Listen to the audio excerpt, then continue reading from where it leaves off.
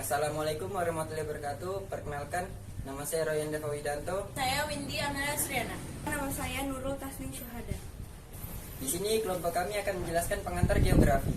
Geografi adalah pengetahuan mengenai persamaan dan perbedaan gejala alam dan kehidupan di muka bumi atau gejala atmosfer, serta interaksi antara manusia dan lingkungannya dalam konteks ruangan dan kewilayahan.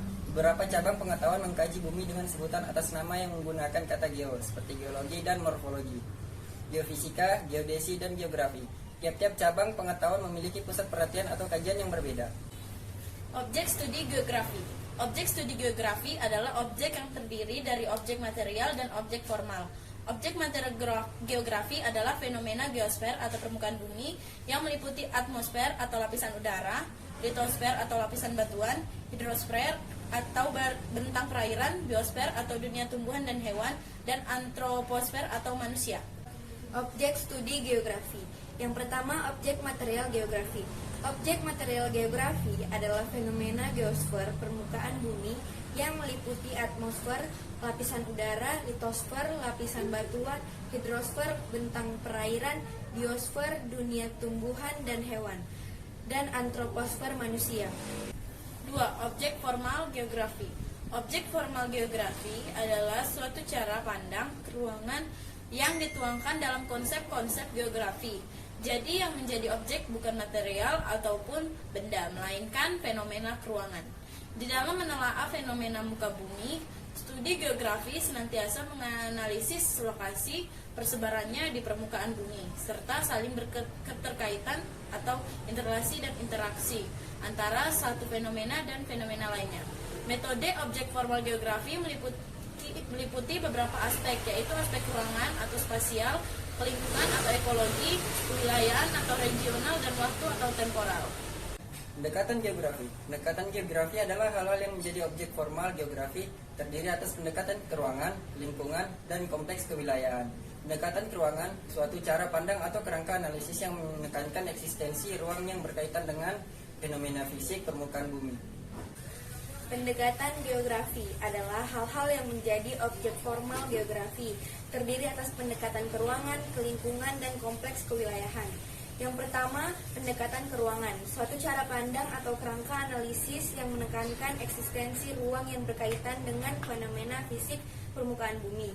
Eksistensi ruang dalam perspektif geografi dalam dipandang dari struktur keruangan, spatial struktur, pola keruangan spatial pattern, dan proses keruangan spatial proses. Yang kedua, pendekatan ke lingkungan, suatu cara pandang atau pendekatan terhadap keterkaitan fenomena geosfer tertentu dengan variabel lingkungan. Pendekatan ke lingkungan dalam kerangka analisis mengaitkan hubungan antara makhluk hidup dan lingkungan alam di suatu ruang. Yang ketiga, pendekatan kompleks kewilayahan, suatu cara pandang atau pendekatan dengan mengombinasikan antara pendekatan ke ruangan dan pendekatan ke lingkungan. Wilayah sebagai objek memiliki kajian yang bersifat horizontal adalah analisis yang menekankan ke ruangan, sedangkan kajian yang bersifat vertikal menekankan aspek lingkungan. Prinsip-prinsip geografi. Prinsip geografi adalah dasar untuk mengkaji, menjelaskan, menguraikan, dan menganalisis berbagai fenomena geosfer, seperti atmosfer, litosfer, biosfer, hidrosfer, dan antroposfer yang ada di dalam suatu wilayah. 1. Prinsip persebaran. Prinsip persebaran atau distribusi menyatakan suatu gejala dan fenomena yang tersebar secara tidak merata dan tidak sama di permukaan bumi. Gejala atau fenomena tersebut dapat berupa fenomena fisik maupun fenomena sosial. Fenomena geografi yang bisa diteliti misalnya bentang alam, tumbuhan, hewan, dan manusia. Prinsip ini bisa digunakan untuk mengungkapkan hubungan antar fenomena secara menyeluruh. Prinsip persebaran juga dipakai untuk memperkirakan keadaan mendatang. Contoh dari prinsip persebaran adalah persebaran flora dan fauna di Indonesia, persebaran potensi air, dan persebaran penduduk transmigran di Indonesia. 2. Prinsip interrelasi. Prinsip interrelasi adalah hubungan yang saling terkait antara gejala yang satu dengan gejala geografi yang lain di dalam suatu ruang. Hubungan yang saling terkait ini bisa terjadi antara fenomena fisik dan fenomena sosial. Intinya, prinsip ini dapat dipakai untuk mengurai hubungan antara gejala-gejala dalam suatu ruang yang saling mempengaruhi. Contoh dari prinsip ini adalah kekeringan yang terjadi akibat dampak fenomena La Nina, fenomena banjir yang terjadi akibat penebangan hutan pada wilayah hulu, dan tsunami di suatu wilayah gempa. 3. Prinsip deskripsi. Prinsip geografi berikutnya adalah prinsip deskripsi. Prinsip ini digunakan untuk menjelaskan lebih jauh tentang gejala-gejala di muka bumi yang dapat diamati. Persebaran dan hubungan dari gejala serta fenomena ini biasanya disajikan dalam bentuk grafik, data, maupun peta. Contoh dari prinsip deskripsi adalah penggambaran angka pengangguran pada Provinsi Jawa Barat, grafik peta lempeng tektonik di dunia, peta wilayah lautan pada kawasan timur tengah, dan peta penggunaan tanah untuk menganalisis wilayah dan kesesuaian lokasi. 4. Prinsip korologi. Terakhir ada prinsip korologi. Prinsip ini merupakan yang paling komprehensif karena merupakan perpaduan ketiga prinsip sebelumnya. Tiap gejala atau fenomena geografi dikaji dengan memadukan prinsip persebaran, interrelasi, dan deskripsi. Prinsip korologi dapat menunjukkan perbedaan gejala, fenomena, dan fakta antar wilayah. Contoh penggunaan prinsip ini misalnya untuk mengetahui masalah suhu udara, perlu penelitian mengenai perbedaan suhu udara pada perdesaan dan perkotaan, penyebab timbulnya udara sejuk di perdesaan, dan pengaruh banyaknya pepohonan di desa terhadap suhu udara sejuk di wilayah pedesaan dibanding perkotaan. Contoh lainnya, mencari tahu mengenai kesenjangan pembangunan di Pulau Jawa dan Pulau Timur Indonesia, perlu meneliti jumlah sumber daya di kedua pulau, penyebab pembangunan di Pulau Jawa lebih maju, dan lain-lain. Aspek-aspek geografi. Pengertian aspek geografi adalah suatu pandangan jauh ke depan atau pandangan bagaimana jangkauan yang akan terjadi pada masa depan tentang geografi. Aspek-aspek dalam geografi dibedakan menjadi dua, yaitu yang pertama, aspek fisik adalah aspek yang mengkaji segala fenomena geosfer yang mengaruhi keberlangsungan hidup manusia. Aspek fisik seperti aspek astronomis, kimiawi, biologis, dan semua fenomena alam yang langsung dapat diamati. Yang kedua, aspek sosial. Aspek sosial adalah aspek yang mengkaji hubungan manusia dengan fenomena geosfer. Aspek sosial meliputi dari aspek politik, antropologis, ekonomis, dan aspek berhubungan dengan pola hidup manusia, kebudayaan.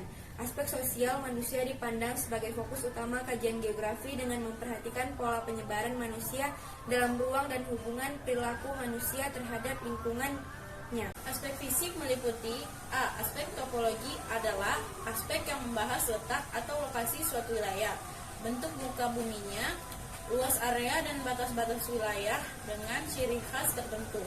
B. Aspek biotik adalah aspek yang membahas mengenai hal yang berkenan terhadap unsur vegetasi atau tumbuhan atau flora dunia binatang atau fauna, dan kajian penduduk.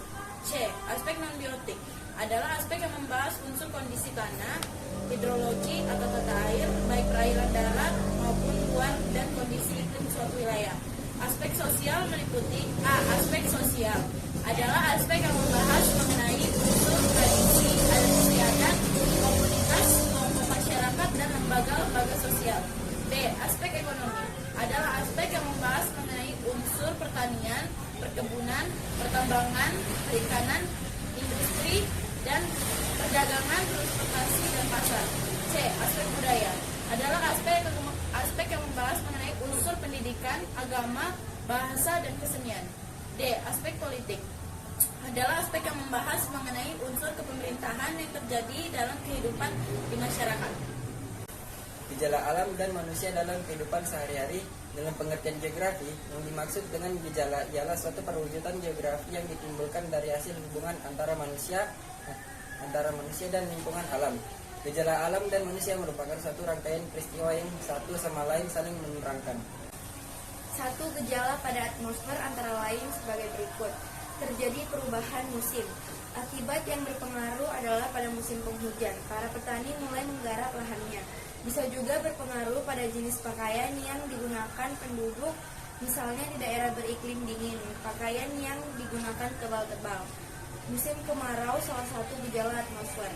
Yang kedua, gejala pada hidrosfer antara lain sebagai berikut.